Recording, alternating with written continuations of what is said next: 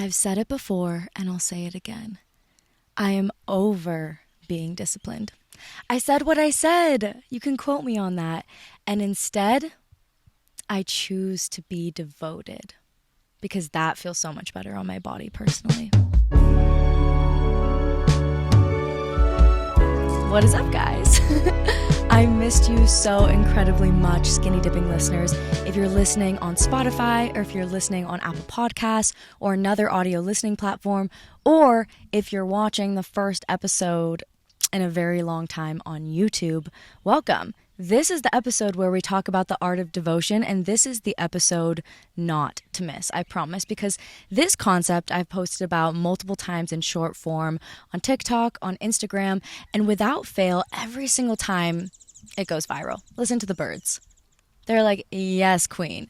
We understand, and I feel like there's a reason something becomes so popular because so many people relate to the feeling of being conditioned and programmed within society to be disciplined and push hard and go, go, go and fill your schedule. And we're programmed to be constantly in the pursuit of success and accolades and anything that will allow us to prove our worth to our family, to the school system, the education system, to our career, the job field that we're in, to society, and most importantly, we're chasing after all the things to prove to ourselves that we are good enough, to prove to ourselves that we are actually making something of the life that we are creating. And I've thought about this concept for like 5 years because, trust me, I was deep in the cycle of the toxic masculinity, the push, push, push, the go, go, go, and constantly doing and needing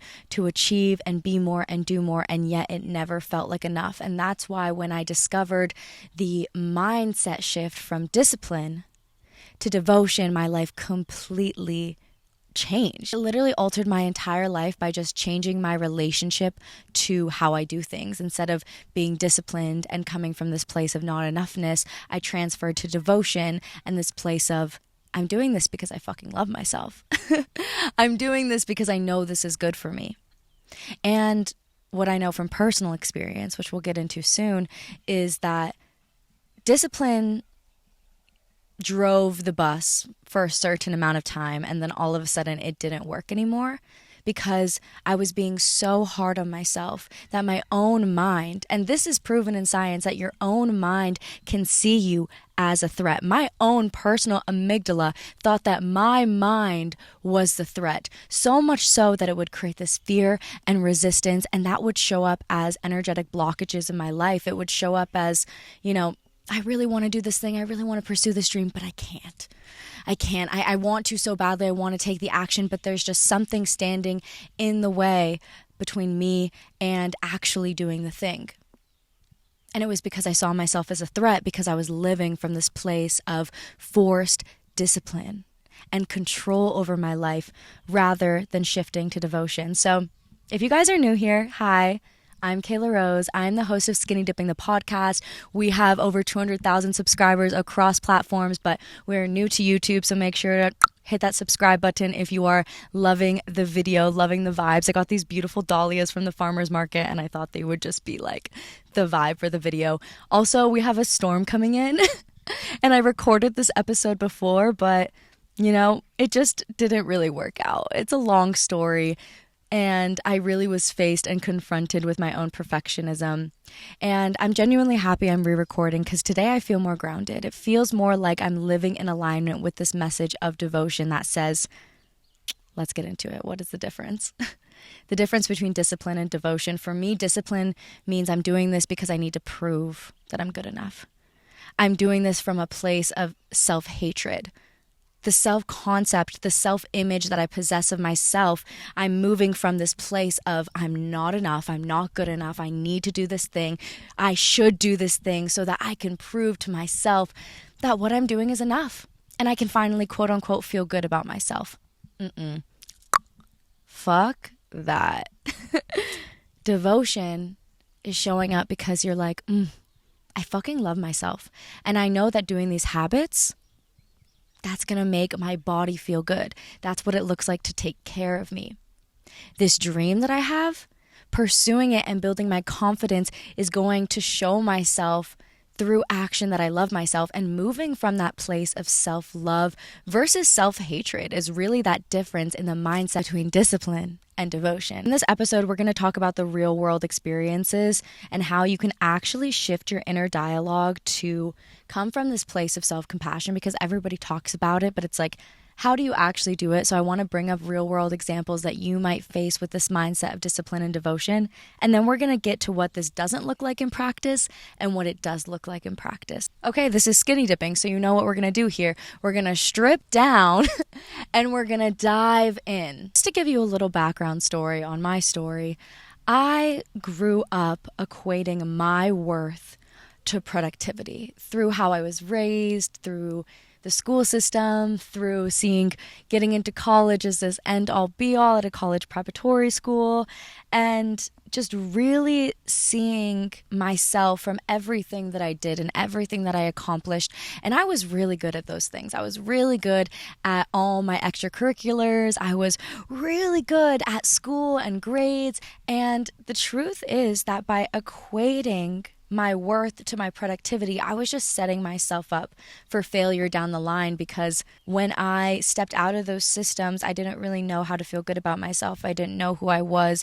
And I also knew that the way that I was operating was causing me so much stress and so much anxiety. And that anxiety would transform into anger and frustration, in hyperarousal, where I would get really just overwhelmed and crazy and frustrated, or hypoarousal, where if you know anything about the window of tolerance, when you can handle versus hyperarousal, you go up and you can't handle, or you go low and you shut down, which also I noticed in my early 20s, I was leaning towards hypoarousal and really shutting down in these moments, because I was putting so much weight on my shoulders to be perfect and to prove myself and to be productive and to do great things with my life.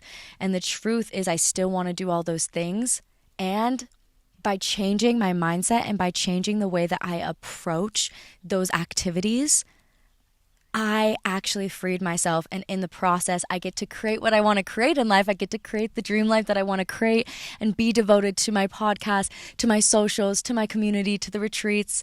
By the way, there's like 3 more spots for Bali if you want that, but I digress. Instead, I get to build all those things, and I get to love myself in the process. And I get to move from this place of self-compassion and self-understanding.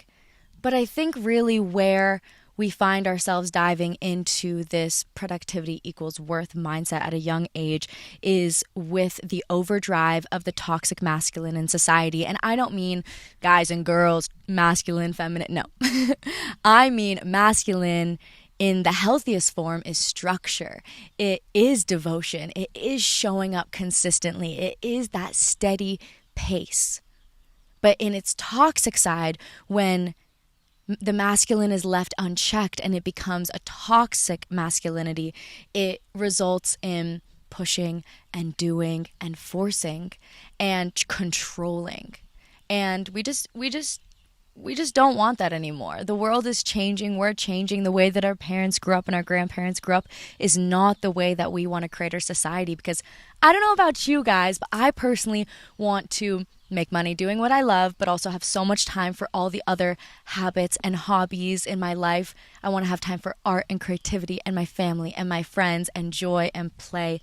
And that requires not working 24/7 and pushing myself into the ground, resulting in, of course, burnout, which we all know very well. If the high achiever ADHD girlies are listening to this, you know that we know that so well, and it is so fucking exhausting. When I stepped into the feminine a couple years ago, I resented any part of the masculine, even its healthy parts that support the feminine.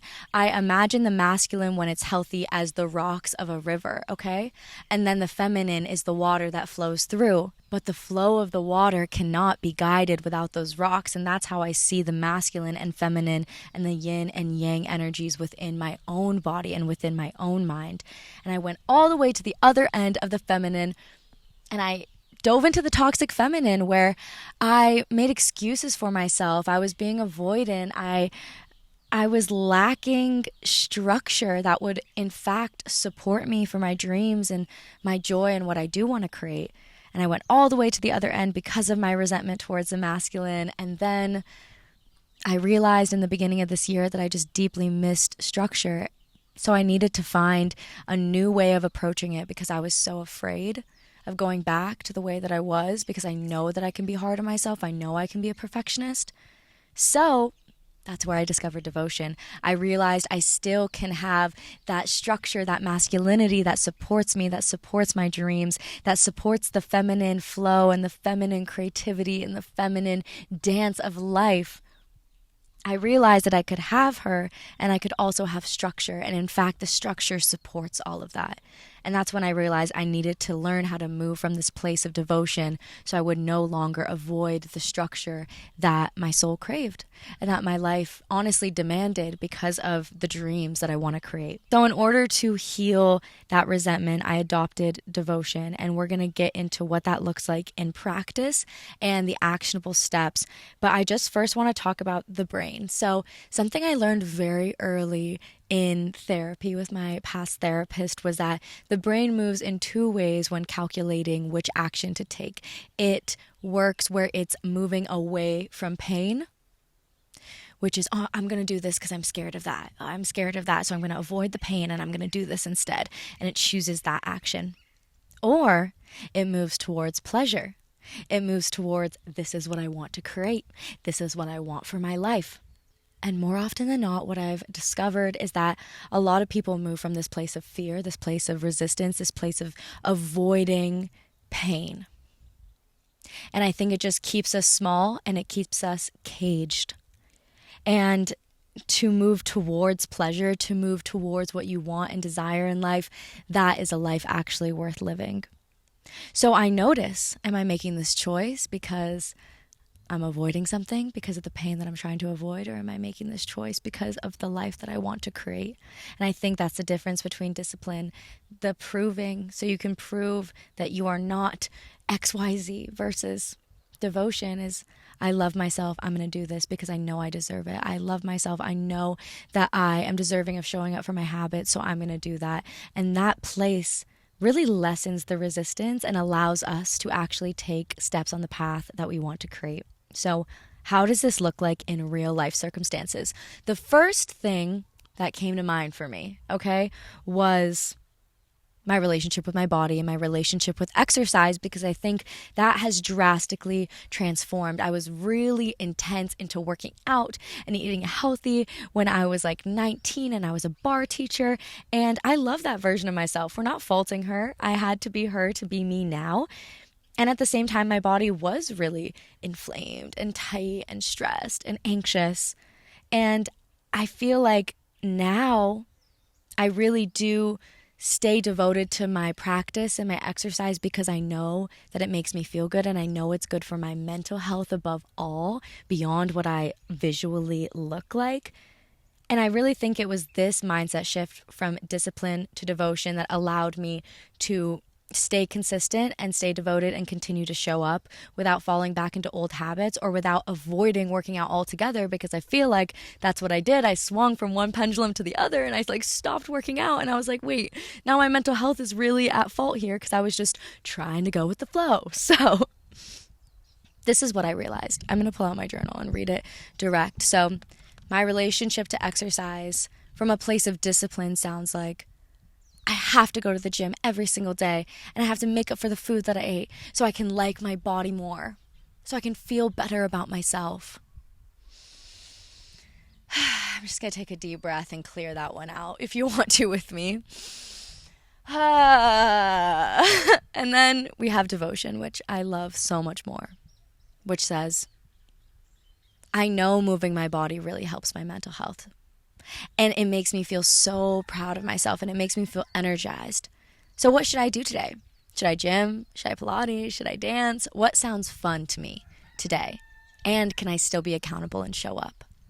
Do you see that difference between forcing and giving yourself no choice to creating choice, creating space, and allowing yourself to really want to do something because you know it's good for you, because you love yourself, not because you're lacking anything, because you are already perfect the way you are and you deserve to show up for yourself. You deserve to take care of yourself. That is the fucking difference between discipline and devotion right there. And then we see it with our career, right? In my career and in my business and with money in the past, I was like, I have to grind, I have to make money, from this place of lack, from this place of, oh, I need to do really good and be really successful so this person can, see that I proved them wrong. Sorry, I just have to laugh about that for a second because I'm just not always that person anymore. Not saying I can't fall back into those patterns, but like 10% versus 90%. Like the difference is just so huge, because devotion for me in that moment says, I am capable of handling the pressure that comes with my purpose, that comes with my calling. And if it's my calling, it'll keep calling. If it keeps calling, it'll keep calling. So I might as well fucking pick up the phone, because there is something here for me. This dream was planted in my heart for a reason. This idea, this business idea was planted in my heart for a reason. And I'm going to respect myself and respect this idea enough to move forward. Boom. That's devotion. Do you hear the roosters in the back being like, yes, diva? And then I saw it in my relationship with self-improvement and my relationship with healing, right? I was like, okay, I need to be fixed. I need to be healed. I need to do the breath work and the meditation and the movement and all these things. And it really ruined a lot of self-improvement and healing for me because I was so fucking hard on myself. And instead, now I realize slowness heals.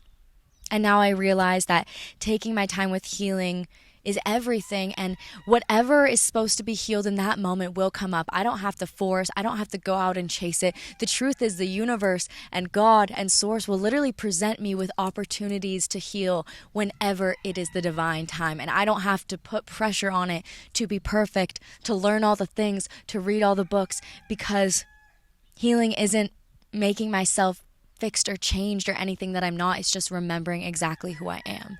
Boom. That's devotion. So maybe today I should do breath work because I know that connects me to myself, removes the resistance, and welcomes in choice.